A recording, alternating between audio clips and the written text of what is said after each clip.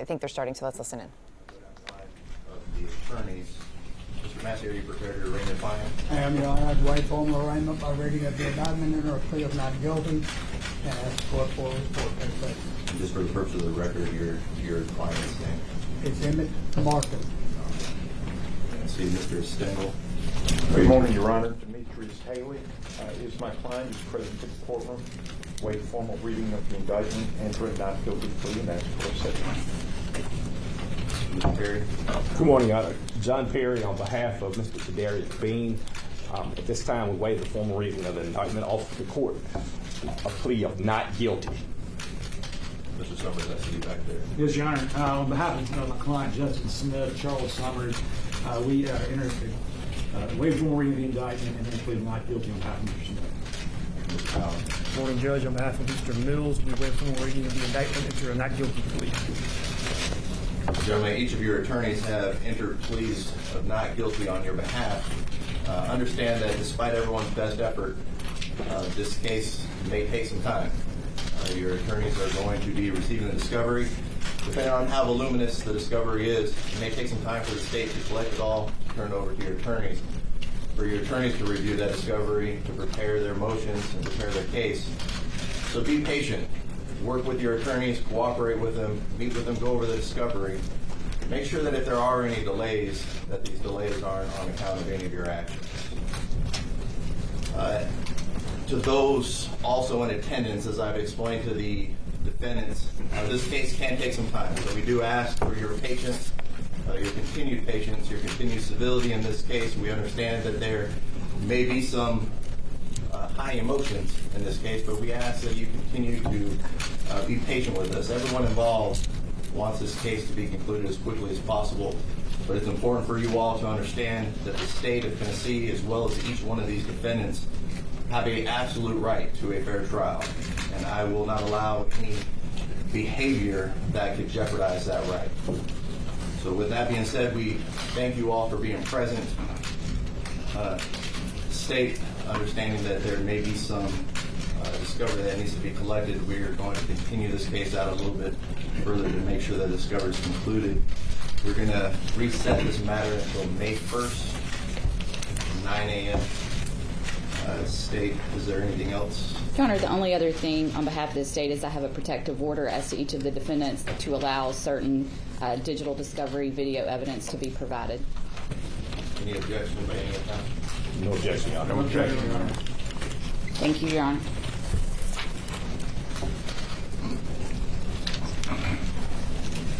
Mr. Massey, is there anything else on behalf of your client? No, Your Honor. We did file our motion for discovery this morning. All right, Mr. Ballin, anything on behalf of your client? No, Your Honor. Mr. Perry? No, Your Honor, but we did file a motion for a bill of particulars pursuant to Rule 7C, Tennessee Rules of Criminal Procedure. Mr. Stengel, anything on Nothing behalf? further this morning, Your Honor. Thank you. All right, Mr. Summers? Nothing further on behalf of Mr. Smith this morning, Your Honor. All right, gentlemen, we will see you back here May 1st on that date. And we will now excuse the defendants and their defense counsel. We're asking everyone else in the courtroom to remain in the courtroom and remain seated until you're excused. And with regard to everybody else, I would let the court know that the family is here. Just wanted to acknowledge that. Yes. Thank you. You all are excused. Thank you.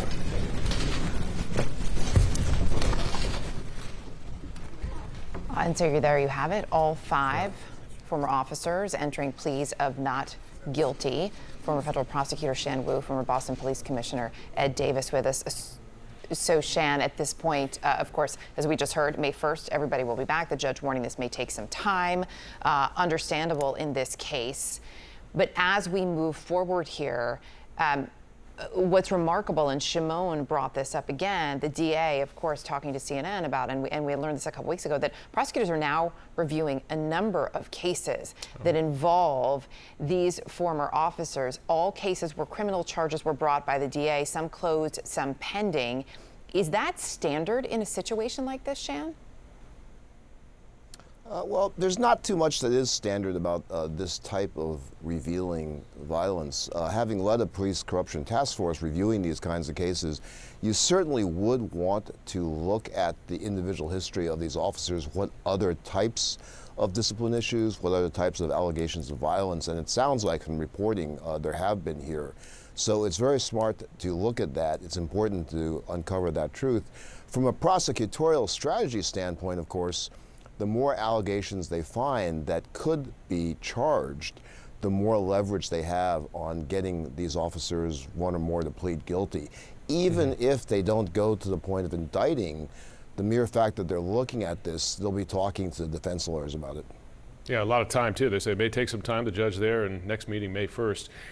Ed Davis, the sad fact is that as we're watching the legal ramifications of this case, we had a story on last hour about another case, this one in Louisiana, negligent homicide now charged in the case of Alonzo Bagley. I don't want to give the impression that this happens in every police encounter. There are hundreds of them every day that end peacefully, but there clearly is still an issue here. And I wonder, are departments training, are they changing their training? Are they changing their approach to make these kinds of deadly encounters less likely?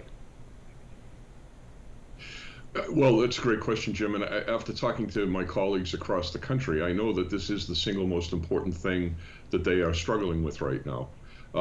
Training is a big part of it.